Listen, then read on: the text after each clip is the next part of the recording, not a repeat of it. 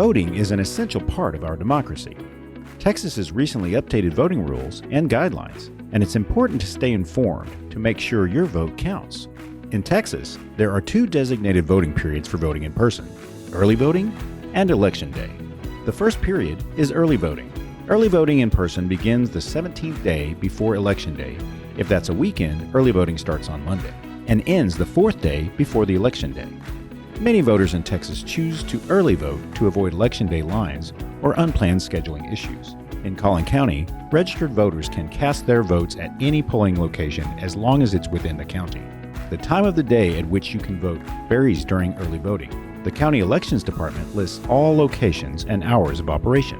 If you can't vote during early voting, your next opportunity to vote is on Election Day. Polling places are open from 7 a.m. to 7 p.m. on Election Day. As long as you are in line to vote by 7 p.m., your vote will be counted that day. Whether you vote early or on Election Day, remember to bring one of the following proofs of ID. You are allowed to bring a paper sample ballot with you to help you remember the candidates you intend to support.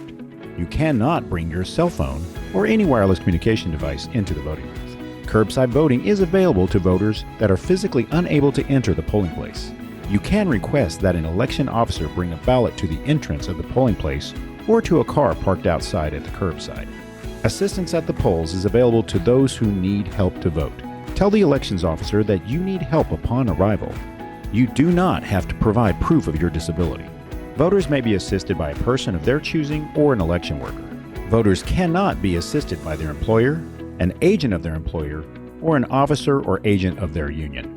If a voter cannot speak English or only use sign language, they may use an interpreter to help them communicate with election officials. If you have any special requirements for voting, it's always best to call your voting location in advance to ensure the resources you need are available there.